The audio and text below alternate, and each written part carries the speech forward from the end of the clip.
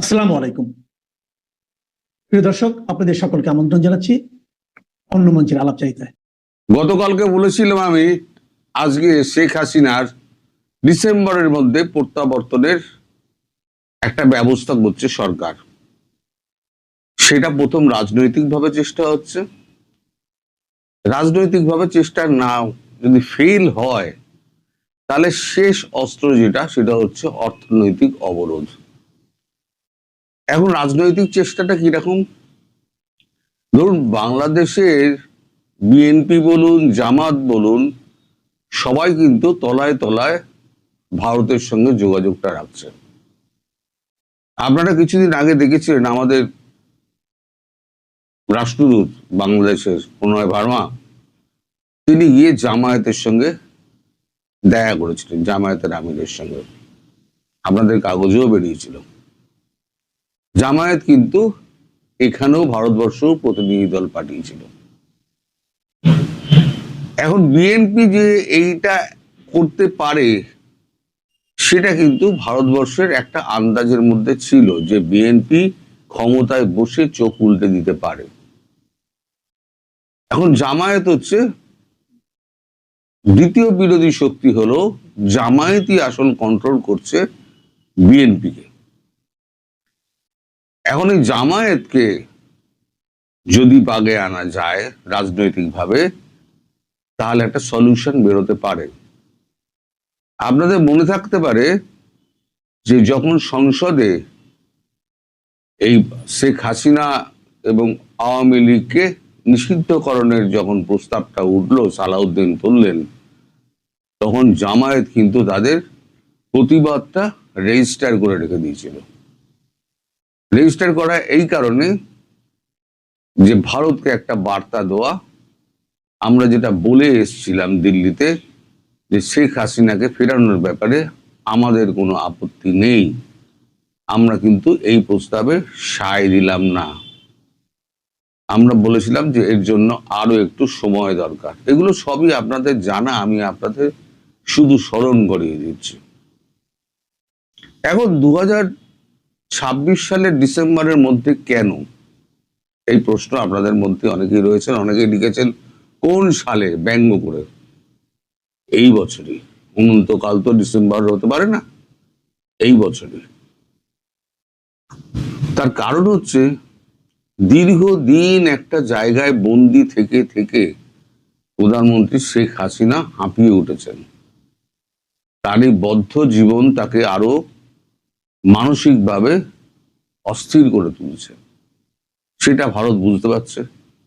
দ্বিতীয় কারণ হচ্ছে তার বয়স হয়েছে। এই বয়সে যদি ভালো মন্দ কিছু একটা ঘটে যায়, মানুষের শরীর বলা যায় না, তাহলে পুরো পুরো দায়টা এসে পড়বে কার ওপরে? ভারতের ওপরে।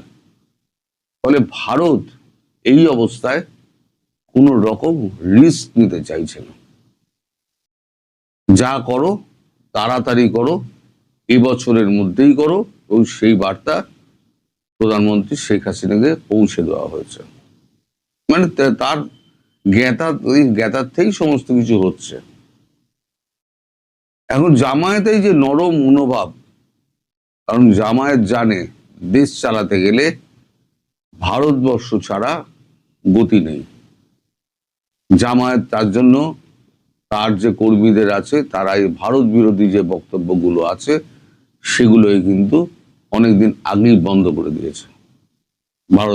ভারতের কথা শুনে যে দুটো রকম কাজ চলবে না। এক, আপনারা আপনাদের সঙ্গে যোগাযোগ করবেন, এবং আরেক দিকে আপনারা ভারত বিরোধিতা বক্তব্য রাখবেন।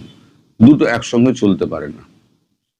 একই রেল লাইনে দুটো গাড়ি চলতে পারে না। একটা উল্টোমুখী আর একটা সিধেমুখী গাড়ি দুটো একটা লাইনে চলতে পারে না। ফলে আপনাদের এই বিরোধিতা থেকে সরে আসতে হবে। জামায়াত কিন্তু কথা রেখেছে। এবং আমাদের যে রাষ্ট্রদূত প্রণয় ভার্মা, তার সঙ্গে যে বৈঠকটা হয়েছে, সেই বৈঠকে জামায়াতের আমির নিশ্চিত করেছেন যে শেখ হাসিনার মানে বাংলাদেশে ফেরার পথ, ভারতবর্ষ থেকে ফেরার পথ তারা মসৃণ করার জন্য যা যা করার তারা করবেন। তাদের সব কর্মী, বিএনপি পাশে না থাকলেও তাদের সব কর্মীরা থাকবে। এর জন্য কি হচ্ছে, এখন প্রণয় বার্মাকে সরিয়ে সেখানে আপাতত একজন অন্য রাষ্ট্রদূত নিয়োগ করা হচ্ছে। দুজনের নাম শোনা যাচ্ছে, আরিফ মোহাম্মদ খান এবং MJ আকবর। আরিফ মোহাম্মদ খানকে, তার ব্যাকগ্রাউন্ড হচ্ছে তিনি একসময় কংগ্রেসে ছিলেন, চূড়ান্ত হিন্দুত্ববাদী এবং মোদির অত্যন্ত ঘনিষ্ঠ ব্যক্তি। তিনি কিন্তু বিজেপিতে জয়েন করেননি। তার একটা নীতি আছে, আমি দল ভেঙে আমি অন্য দলে যাব না, আমি একা একাই থাকবো, রাজনীতি ছেড়ে দেবো। তাকে একটা রাজ্যের রাষ্ট্রদূত করা হয়েছিল, এই মুহূর্তে আমার মনে পড়ছে না কোন রাজ্যের রাষ্ট্রের রাষ্ট্রদূত করা হয়েছিল, তো ভুলে গেছি সেটা। না, রাজ্যপাল করা, কোন রাজ্যের একটা রাজ্যপাল করা হয়েছিল। আর MJ আকবর হচ্ছেন একজন কলামিস্ট, সাংবাদিক, লেখক এবং বুদ্ধিজীবী। এই MJ আকবরের অধীনে কিন্তু আমি কাজ করেছি। অত্যন্ত পণ্ডিত মানুষ, বাংলা, হিন্দি, ইংরেজি, উর্দু সব কটা দিয়ে তিনি সাবলীল এবং লিখতে ও পড়তে দুটোই পারেন। আপনি যে ভাষায় তার সঙ্গে কথা বলবেন উনি সে ভাষাতেই তাকে জবাব দেবেন, এবং অত্যন্ত বিনয়ী এবং প্রত্যেকটা মানুষের প্রতি তিনি শ্রদ্ধাশীল। এই দুজনের মধ্যে একজনকে আপাতত বাছার কাজ চলছে। এছাড়া এই পথ যদি কোনোভাবে বিঘ্নিত হয়, তাহলে এখন পৃথিবীর যা অবস্থা এবং ইরান যেভাবে উঠে পড়ে লেগেছে, আমি বলেছিলাম না হনুমানের লেজে আগুন দেবেন না। হনুমান কিন্তু লঙ্কা ছাড়খাড় করে দিয়েছিল, আর ইরান কি করলো, পুরো মধ্যপ্রাচ্য ছাড়খাড় করে দিল। এখন অনেক চুক্তির কথা শোনা যাচ্ছে, শান্তি সমঝোতার কথা শোনা যাচ্ছে, কিন্তু বিশ্বাস করুন কোনো শান্তি সমঝোতা এখানে কাজ করবে না। আমেরিকাকে গ্যারান্টি দিতে হবে, যতক্ষণ না আমেরিকা গ্যারান্টি দিচ্ছে যে তারা দ্বিতীয়বার হামলা চক্রান্ত করবে না এবং তাদের আভ্যন্তরীণ ব্যাপারে মাথা গলাবে না, ততদিন পর্যন্ত ইরান কিন্তু থামবে না। আর ইরান জয় করা অত সহজ নয়, প্রথম দিন থেকে আমি বলে আসছি, আপনারা সাক্ষী। তারই প্রতিফলন এখন দেখতে যাচ্ছেন। ঠিক আছে, এখন বাংলাদেশের খবরে ফিরি। এখন হরমুজ প্রণালী পুরোটাই ইরানের হাতে। ভারতীয় জাহাজগুলো ভারতীয় রণতরী দিয়ে নিয়ে আসা হচ্ছে, দুটো করে রণতরী যাচ্ছে এবং সাবমেরিন যাচ্ছে, তার আগে এক একটা করে জাহাজ নিয়ে আসছে। বাংলাদেশের জাহাজকে নাকি ছাড়বে বলে একটা কথা বলেছিলেন ইরানের রাষ্ট্রদূত, সেই নিয়ে বাংলাদেশ খুব লাফালাফি করেছিল। আলটিমেটলি কিন্তু একটা জাহাজও বাংলাদেশে ছাড়েনি আর ছাড়বেও না।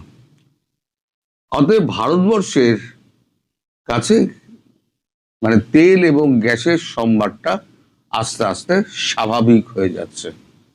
এই যেমন আমি গতকালকে আমার গ্যাস বুকিং করলাম, আমার কাছে রিসিপ্ট চলে এলো বা SMS চলে এলো, 7 দিনের মধ্যে আমার সিলিন্ডার আমি পেয়ে যাব। 7 দিন মানে সেটা 6 দিন হবে, 8 দিন হবে না।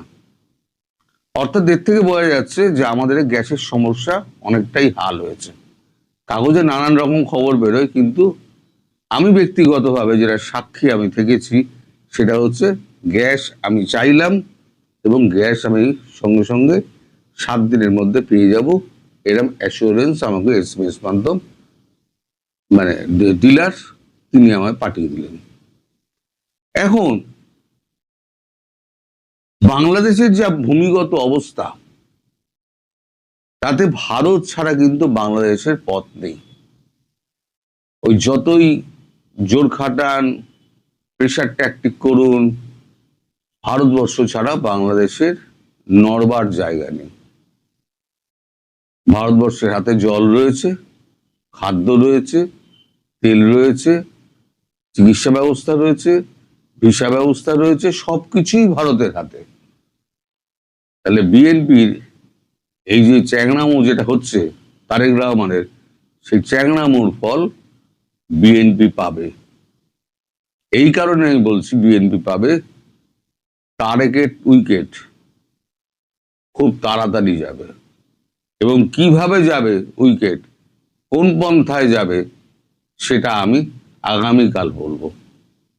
একদিনে তো সব বলবো না, আগামীকাল সব বলবো। এখন এই যে ব্যবস্থা, যেটা রাজনৈতিকভাবে কূটনৈতিকভাবে সামলানোর চেষ্টা করা হচ্ছে, তার দেশে ফেরানোর জামায়াতের হেল্প নিয়ে, সেটা যদি ফেল করে, তাহলে যেটা হবে সেটা হচ্ছে অর্থনৈতিক অবরোধ। আর অর্থনৈতিক অবরোধ এমন তৈরি করা হবে যাতে বাংলাদেশে দুর্ভিক্ষ আরো তাড়াতাড়ি নেমে আসে। হয়তো আপনাদের অনেক কষ্ট হবে, আপনারা অনেকেই লেখেন সব বন্ধ করে দিন, সব বন্ধ করে দিন। আরে সব বন্ধ করে দিলে দুদিন যখন না খেয়ে থাকবেন না, তখন দেখবেন যে আপনারা বলবেন যে খাবার দিন, খাবার দিন। আর নইলে পরে এসে আমাদের বর্ডারের সামনে এসে দাঁড়িয়ে আমাদের ভারতবর্ষে ঢুকতে দিন, 71 সালের মতো অবস্থা হবে। ভারতবর্ষ সেটা চাইছে না।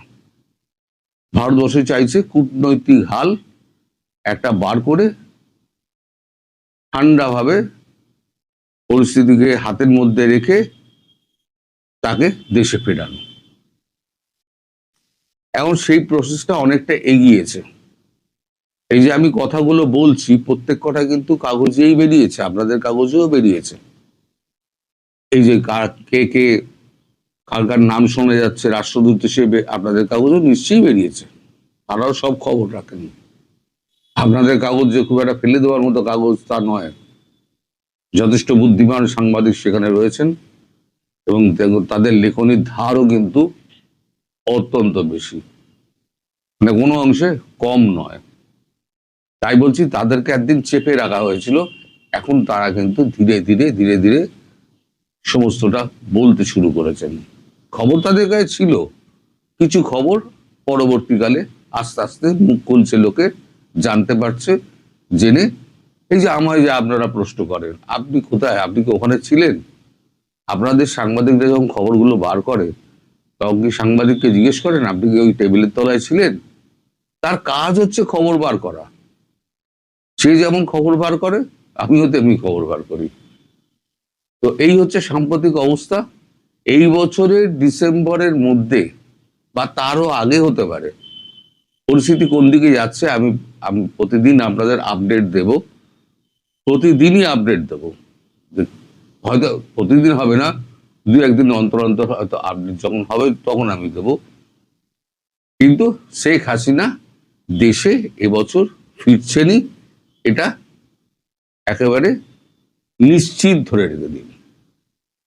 এবং সেখান থেকেই তার নতুন কর্মকাণ্ড, রাজনৈতিক কর্মকাণ্ড শুরু হবে, যেখানে বিএনপিকে বাধ্য হয়ে এই সমস্ত ব্যবস্থা গিলতে হবে। কারণ তারেক রহমান আর তার সিংহাসনে থাকতে পারছেন না। তারেক রহমানকে ওই সিংহাসন পরিত্যাগ করে দেশত্যাগ করতে হবে। কারণ 10টি পয়েন্টে তিনি এগ্রি করেছিলেন, সেই 10টি পয়েন্ট থেকে তিনি পুরো বুক ফিরিয়ে নিয়েছেন এবং ভারতকে বোকা বানানোর চেষ্টা করেছেন। ভারত দ্বিতীয়বার সুযোগ দেয়, আমি বলেছিলাম আপনাদের, কিন্তু সেই সুযোগের অপব্যবহার যদি আপনি করেন, আপনি শত্রুর তালিকায় পড়ে গেলেন। আজ শত্রুর তালিকায় যে পড়ে, সে কিন্তু জীবনে আর ভারতের বন্ধু হয় না। যেমন আমি বলেছিলাম, আমেরিকা 54 বছর লেগে গেছিল ভারতের সঙ্গে বন্ধুত্ব করতে।